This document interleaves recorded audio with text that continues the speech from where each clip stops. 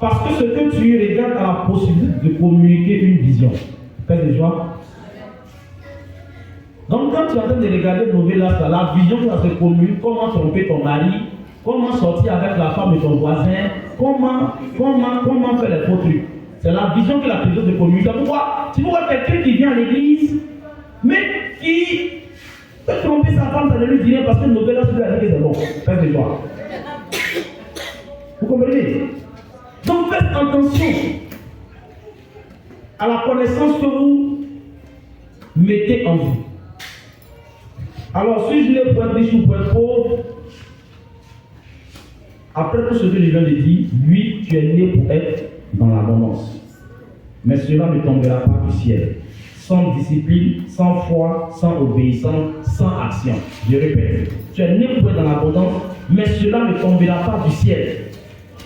Sans discipline, si tu n'es pas discipliné, ce que tu décides de faire, tu ne le fais pas, tu ne vas pas réussir. Sans la foi, quand tu commences quelque chose, il ne faut pas abandonner.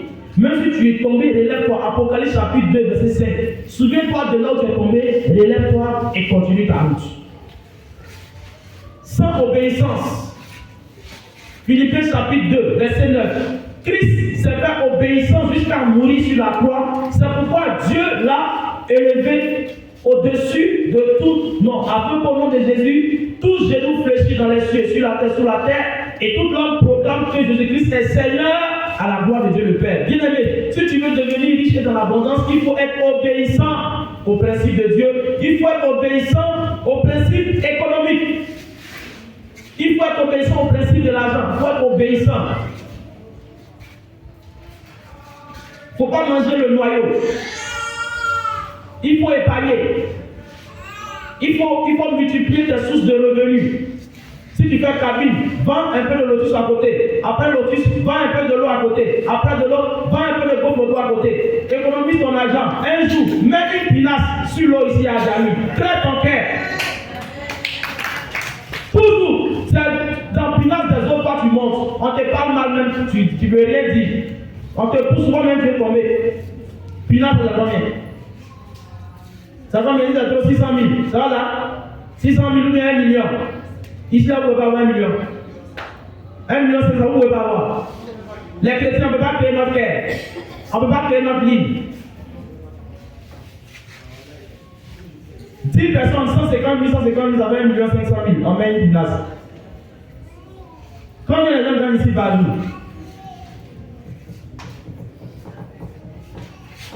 Et quand on me dit, Berger, mais nous on fait comment? On ne sait pas ce qu'on doit faire. Tu ne sais pas ce que tu dois faire, toi attends ici. Fais les gens. Quand je viens à Gaoui, je vois tellement de choses, tellement de business qu'on peut développer. Ici, par exemple, à Gaoui, il y a beaucoup de célibataires, c'est vrai ou c'est vrai? Les célibataires qui vont, qui viennent le soir, qui sont fatigués, qui n'ont même pas envie de sortir pour aller manger. Faites des joies. Est-ce que vous savez que ça, c'est un business qui est là? Si ici, vous recensez tous les restaurants où on fait la bonne nourriture, vous vous mettez là, quand ils viennent payer manger, vous leur dites, mais monsieur, est-ce que venir faire le rang chaque jour, ça ne vous fatigue pas? Il dit oui. Est-ce que vous savez qu'on peut vous apporter votre nourriture chaque soir à la maison? Il dit oui. À hauteur de 5 enfants, il dit oui. Prenez votre numéro, voilà, on vous enregistre.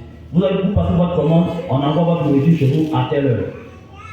Et quand le gars il allait oublier, il est fatigué, quand il entre à la maison, à 19h, quand il est assis, sa nourriture, on dit comment monsieur, votre repas est là. Tu as fait ça pour 100 personnes le soir là. 100, multiplié par 500 francs avec combien? En une nuit, tu as 50 000 francs. Une nuit, 50 000. C'est compliqué ça? C'est pas compliqué. Il y a beaucoup de choses dans le temps à aborder. Alors, frères et sœurs, la richesse est une grâce que Dieu rend accessible à ceux qui appliquent ses lois. Je reprends. La richesse est une grâce que Dieu rend accessible à ceux qui appliquent ses lois. Ceux qui n'appliquent pas ne réussiront pas à atteindre la richesse. Dieu veut que tu sois dans la paix et dans l'abondance. Mais toi, tu dois travailler et semer et apprendre.